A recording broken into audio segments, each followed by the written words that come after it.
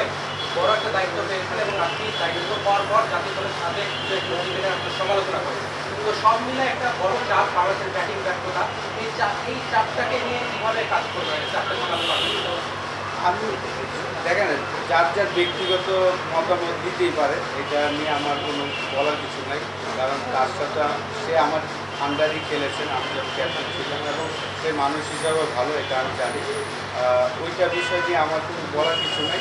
চাপ তো থাকবে, দেখেন আপনি যে কোনো সেক্টরে যাবেন আপনার চাপ থাকবেই। আপনি রেজাল্ট ওরিয়েন্ট কাজ করতে গেলে অবশ্যই আপনাকে চাপ সহ্য করতে হবে। এবং যেহেতু আমি 13 বছর ইন্টারন্যাশনাল ক্রিকেট খেলেছি, এই চাপ আমি অনেক সহ্য করেছি। এবং আমার লাইফে যে একটা ঘটনা হয়েছিল সেই চাপ থেকেও কিন্তু আমি ফিরে এসেছি। তো এই বিষয় নিয়ে আমি আসলে এত ওয়ারিড না। আমি জাস্ট যেখানেই যাই আমি অলওয়েজ আমি অনেস্টিভাবেই কাজ করার চেষ্টা করি এবং আমার 100% দেওয়ার চেষ্টা করি প্রত্যেকটা জায়গায়। যারা আমাকে চেনে সবাই জানে যে আমি যে কোনো কাজে আমরা 100% দেওয়ার চেষ্টা করি এবং সেটাই দেওয়ার চেষ্টা করি। আসলে ভাই মানে একটা সিরিজ যদি আয়ারল্যান্ডের জন্য এটা তো একটা বড় চ্যালেঞ্জ, মানে হচ্ছে আবার মানে সব দিক থেকে থাকে, মানে আমার যদি বলা হয়েছে পারফরমেন্স ভালো হলে রাখা হবে, ভালো হয় তাও না থাকে তাও কথা হবে যে একটা সিরিজে কি দেখলাম যে রাখা গেল, এটা কেমন প্রেশার, এটা আপনি কীভাবে দেখছেন? যে এগুলো নিয়ে আসলে আমি একদমই চিন্তা করছি না যখন যে জায়গায় কাজ করবো। কারণ আমি কিন্তু বরিশালের হয়ে কাজ করছিলাম কোর্টে ক্রিকেটে, এবং টিমটা সুন্দর মতন গুছানো হচ্ছিল, ভালো খেলছিল। তো এখন আরেকটা অপরচুনিটি পেয়েছি দেশের হয়ে কাজ করার। এক ম্যাচের জন্য কাজ করতে পারাটাই তো বড় বিষয়। এখন আমার পুরা একটা সিরিজ দিয়েছে, তো আমি চেষ্টা করবো জাস্ট যখন যেই কাজটা পাবো সেই কাজটার জন্য আমি বেস্টটা দিতে পারি। লম্বা সময় করবো এইসব নিয়ে আমি ওয়ারি।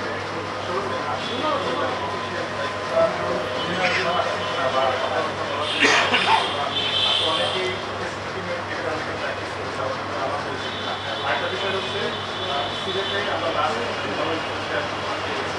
আয়ারল্যান্ডের বিপক্ষে আমাদের ম্যাচটা মানে চ্যালেঞ্জটা সিলেটে আমরা T20 খেলেছি, তো ডেফিনেটলি ডিফারেন্ট কন্ডিশন অন্য অন্য জায়গা থেকে, বিশেষ করে উইকেটে আমরা চাইলেই সেখানে বাউন্স উইকেট বানাতে পারি, চাইলেই স্পিন উইকেট বানাতে পারি। তো এখন আমি ঠিক এটা বলতে পারবো না ম্যানেজমেন্ট কী চায়। চ্যালেঞ্জ তো থাকবে, ইন্টারন্যাশনাল ক্রিকেট খেলতে গেলে আপনাকে চ্যালেঞ্জ ফেস করতেই হবে। তারপরে আমি বিশ্বাস করি যে আমাদের টেস্ট টিমটা খুবই চমৎকার, তারা যদি তাদের বেস্ট ক্রিকেট খেলে অতটা কঠিন হওয়া উচিত। আজকে আসলে আমরা যারা টেস্ট টিম কালকে আমরা যাব, আমরা সবাই আমাদের লাগে ভাই সালাউদ্দিন ভাই যখন বাংলাদেশের দায়িত্বটা নিয়েছেন, কোনোদিনই বলছেন অন্য দেশি কোচের জন্য তিনি একটা ইন্ডিয়া তৈরি করে দিয়েছেন। তো এখন আপনি যে ব্যাটিং করতে আসছেন, যে কোনোভাবেই সালাউদ্দিন ভাই মানে আপনার পদত্যাগ করেছেন, আপনি যদি আপনার জন্য যদি এইভাবে আলোচনা সমালোচনা হয়, আপনার জন্য চ্যালেঞ্জটা করতে এই যে সামাজিক যোগাযোগ মাধ্যমে সালাউদ্দিন প্রচুর আলোচনা, এটা তো ভাই এখন আসলে 2012-13 থেকে শুরু হয়েছে যে আসলে প্রত্যেকটা মানুষের জন্যই কঠিন লাইফটা। আগে যতটা সহজ ছিল, আমরা যখন খেলতাম আমরা ওয়েট করতাম কিন্তু রাত 8টা রাত 10টা নিউজের জন্য, সকালবেলা নিউজ পেপারের জন্য। এখন কিন্তু এভরি সেকেন্ডেই নিউজ হয়ে যাচ্ছে যে আপনি কী করছেন না করছেন। তো এটা তো অবশ্যই প্রত্যেকটা মানুষের জন্য কঠিন। তো আমার একটাই আশা থাকবে আপনাদের কাছে যে আপনারা অবশ্যই সমালোচনা করবেন, কিন্তু একটু নয়ে সই করলে ভালো আমার কাছে মনে হয়।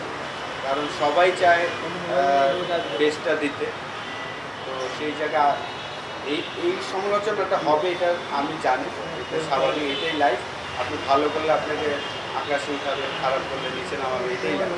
তো এইখানে আপনার ওইটা নিয়ে ওয়ারিড না হয়ে জাস্ট আমি আমার কাজটা করার চেষ্টা করি।